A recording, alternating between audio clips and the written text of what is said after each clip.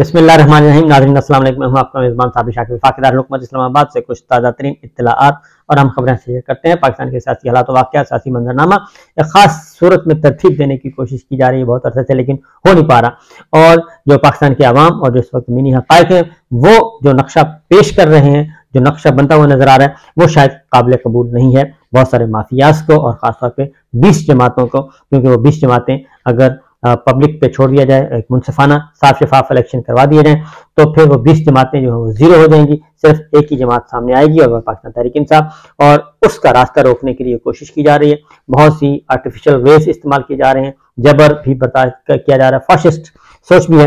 लेकिन बहरहाल अब सुप्रीम कोर्ट का एक फैसला आ चुका है। सुप्रीम कोर्ट ऑफ पाकिस्तान के फैसले में, जो प्रोसीजर एक्ट के बारे में वो फैसला आ चुका है, क्योंकि उसकी वजह से बहुत सारे अहम मुकदमात की समाअत रुकी हुई थी।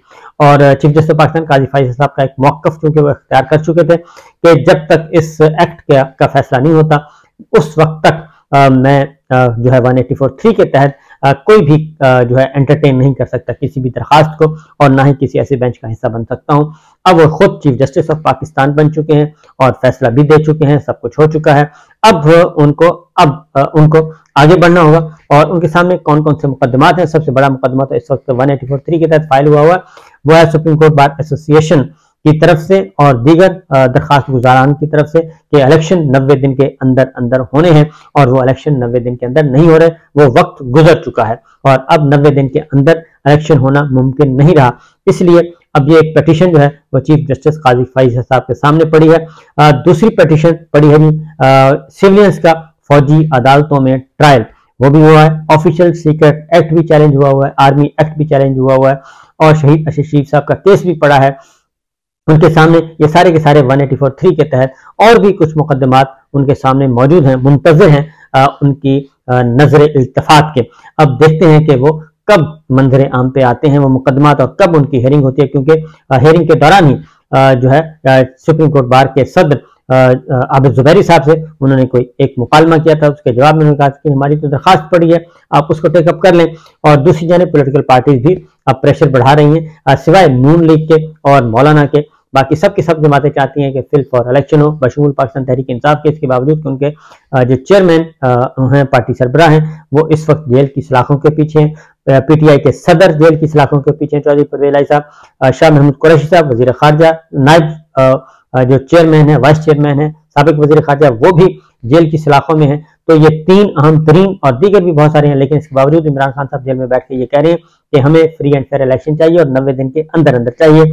और अभी तक उनकी ये दरखास्त, उनकी मुतालबा ये पूरा नहीं किया जा रहा। और उसकी वाहिद वजह सिर्फ ये है कि जितने भी आ रहे हैं पल्स आ रही हैं मुल्क भर के किसी भी कोने में, तो वहां पे उनका पलड़ा, पाकिस्तान तहरीक इंसाफ का पलड़ा भारी है।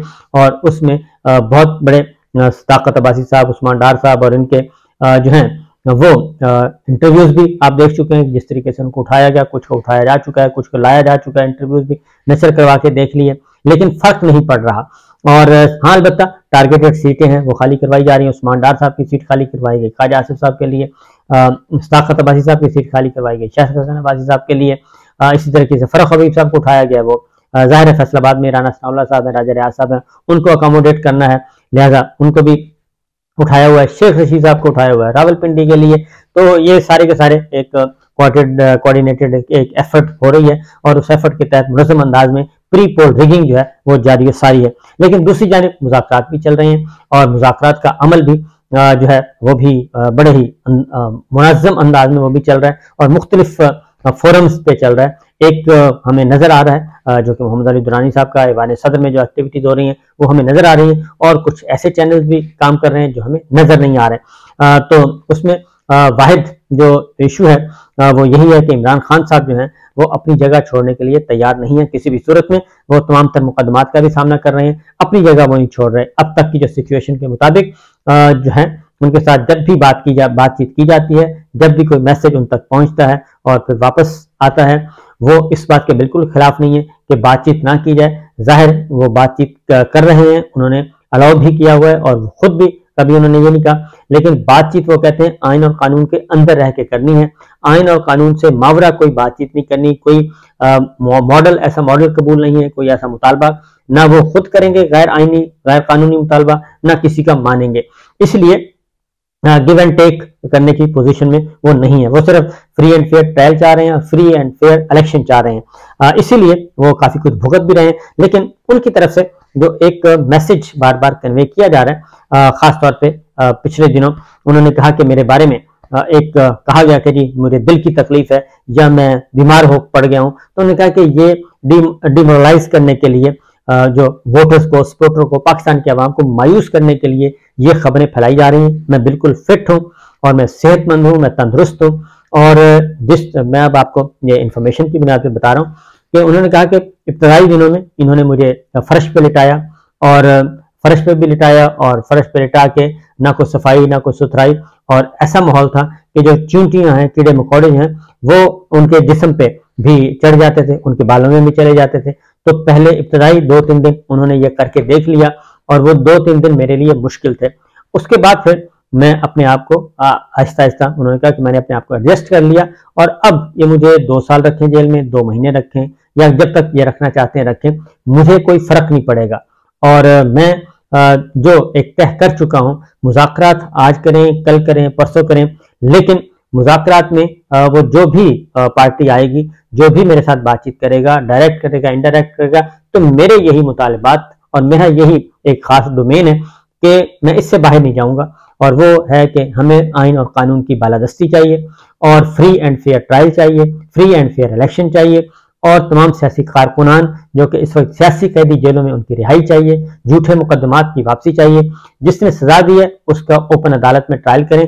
और उन्होंने कहा कि मेरा भी करें और कोई ऐसा मसला नहीं है, मैं हर मुकदमा हर फेस करने के लिए तैयार हूं।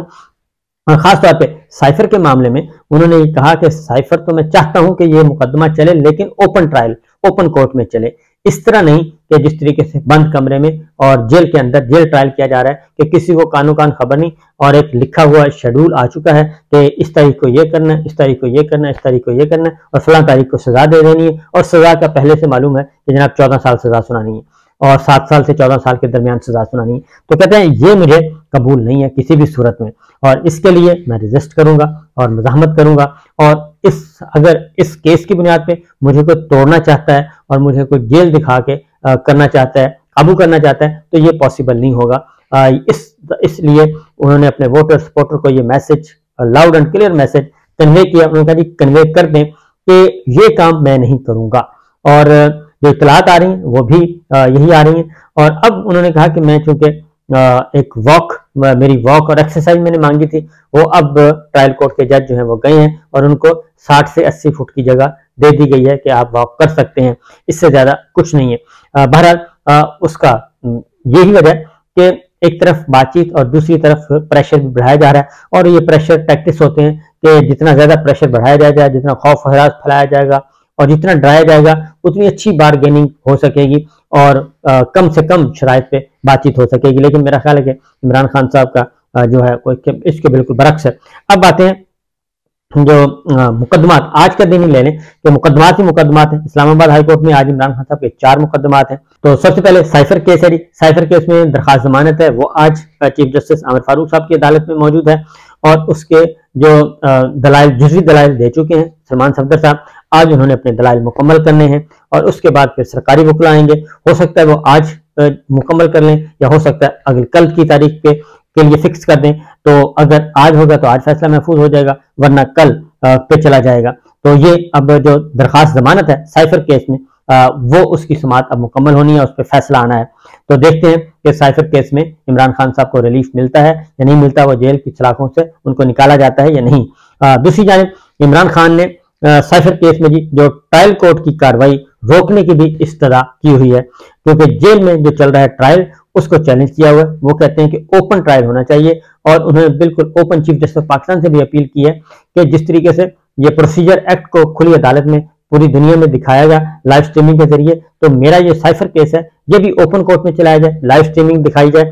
और मैं उस पर बहुत कुछ कहना चाहता हूं और जब वो कुछ कहेंगे तो मेरा ख्याल है कि उसमें जो असल किरदार हैं साइफर के, जिन्होंने ये सारा तनाज़ा खड़ा किया अपने जाती मफादात के लिए, ये एक गलत इंफॉर्मेशन पास ऑन की और अपने मुल्क की बातें जो हैं वो उधर बताई और उनको बता के अपने मतलब का नतीजा हासिल करने की कोशिश की। उससे ना उनको कुछ हासिल हुआ और ना ही पाकिस्तान को कुछ हासिल हुआ। पाकिस्तान को भी बहुत ज्यादा नुकसान हुआ और साथ साथ अमेरिका को भी नुकसान हुआ, क्योंकि अमेरिका और पाकिस्तान के ताल्लुकात, अमेरिका और पाकिस्तानी अवाम के ताल्लुकात, उसमें कशीदगी आई हुई है। उसको ठीक करना है तो यही करना पड़ेगा कि वो सारा सारा रिवर्स हो जो चीजें हैं। और उसमें देखते हैं कि एक तो ये है जी। उसके बाद अब देखते हैं कि वो बज़ाहिर जो है वो ट्रायल जो है वो रुकेगा या नहीं रुकेगा, इसके बारे में। उसकी वजह है कि इस्लामाबाद हाई कोर्ट जब तक ऑर्डर नहीं करेगी और कलअदम नहीं करार देगी जेल ट्रायल को,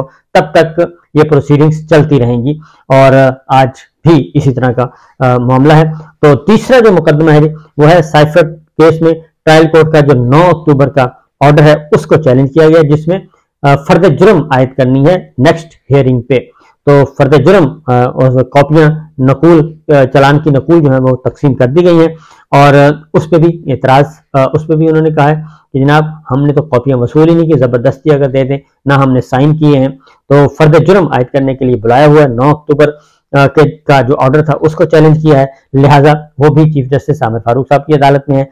चौथा जो केस है वो भी चीफ जस्टिस आमिर फारूक साहब की अदालत में, जस्टिस बाबर सत्तार हैं, वो है अलकादर ट्रस्ट और तोशा खाना का जो है केस। नैब केसेस में उनकी जमानतें हुई थी, अबूरी जमानतें, इस दौरान उनको गिरफ्तार कर लिया गया और वो जमानतें कैंसिल हो गई हैं। लिहाजा उन दरखास्तों पर भी फैसला होना बाकी है। वो कहते हैं कि जनाब हमारी वो जमानतें भी बहाल कर दी जाएं, जैसे बाकी 9 मुकदमात में जमानतें बहाल हो गई हैं, ताकि हमें किसी और मुकदमे में अगर जैसे तोशाखाना में रिहा हुए तो साइफर में पकड़ लिया, तो साइफर से अगर हम रिहा होते हैं तो बाकी जो 9 मुकदमात जो हैं वो कम अज कम आड़े ना आए।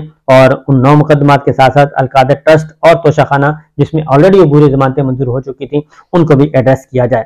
ये सारे के सारे मामला चल रहे हैं। दूसरी जानिब जो एक अहम खबर है वो है कि जो पार्टी छोड़ के जाने वाले लोग थे, जो पार्टी छोड़ के चले गए और या खामोश हो गए, उनमें एक अहम तरीन नाम था असद उमर साहब का। इसी तरीके से और भी लोग जा रहे हैं, सदाकत भाई साहब हैं, उस्मान डार साहब हैं, बहुत सारे लोग ऐलान करके जा चुके हैं कि जनाब हम सियासत नहीं करना चाहते।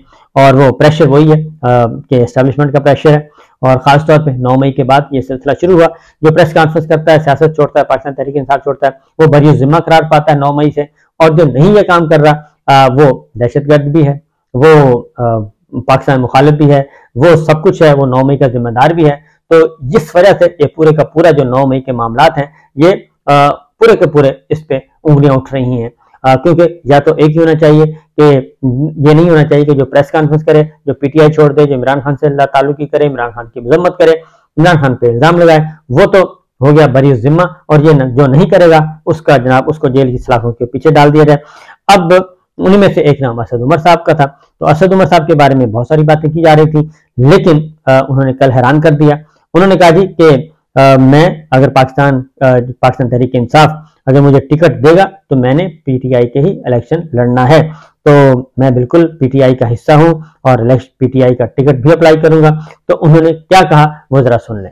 टिकट से इलेक्शन लड़ेंगे आप? अगर पार्टी टिकट देगी तो इंशाल्लाह। सर कैसे देखते हैं ये पॉलिटिकल विक्टिमाइजेशन कब तक खत्म हो जाएगी? अभी तो इस वक्त तो माहौल ये है कि इलेक्शन के शेड्यूल का अनाउंस होना चाहिए, मुल्क को इंतखाबात की तरह जाना चाहिए और जो जिन मुश्किलात के अंदर मुल्क गिरा प्रोटेक्शन आर्डर जारी हुए इमरान खान, लेकिन उसमें इल्जाम ये है कि जो प्राइम मिनिस्टर थे और जो फॉरेन मिनिस्टर थे उन्होंने उस साइफर का गलत इस्तेमाल किया। हमारा मानना ये है कि उन्होंने कोई गैर कानूनी इस्तेमाल नहीं किया, लेकिन प्लानिंग मिनिस्टर के पास तो साइफर आता ही नहीं भाई।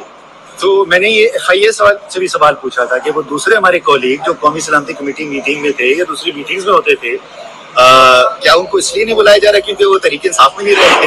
क्या इल्जाम से रही है कि तरीके इंसाफ में आगे हमारी, जैसे मैंने कहा, हमारे जितना हमने कानून देखा है, जितना समझा है, उसके लिहाज से इंशाल्लाह ताला सजा नहीं होनी चाहिए। बढ़िया। अच्छा, सदाकत लासी और उस्मान डार ने जो इंटरव्यू दिया है उसे कैसे देख रहे हैं आप? देखिए अभी तो बहुत बड़े सवालिया निशान हैं उसके ऊपर कि क्या वो वाकई में इंटरव्यू जो है जो वो सच समझते हैं उसी की अक्कासी करता है या वो किसी प्रेशर दबाव के तहत किया गया है। सदाकत की तो खास तौर पे अगर आप देखें कि एक तरफ वो कह रहे थे कि गिलगित बल्तिस्तान किया हुआ था शायद अपनी फैमिली के साथ, और किस तरीके से वो घर आया और अपनी फैमिली से मिला सबने देखा है। तो बहुत बड़े सवाल। सर आप भी कोशिश करेंगे कि ये मामला ठीक हो जाए तहरीक इंसाफ के इदारों के साथ और इलेक्शन में हिस्सा लें, आप थोड़ा अपना किरदार अदा करें? मैं हासिल हूँ जी किरदार अदा करने के लिए। अगर सब लोग, बशमूल हमारे सब लोग आइन और कानून के मुताबिक चलेंगे तो कोई वजह नहीं कि ये मामला हल ना हो सके।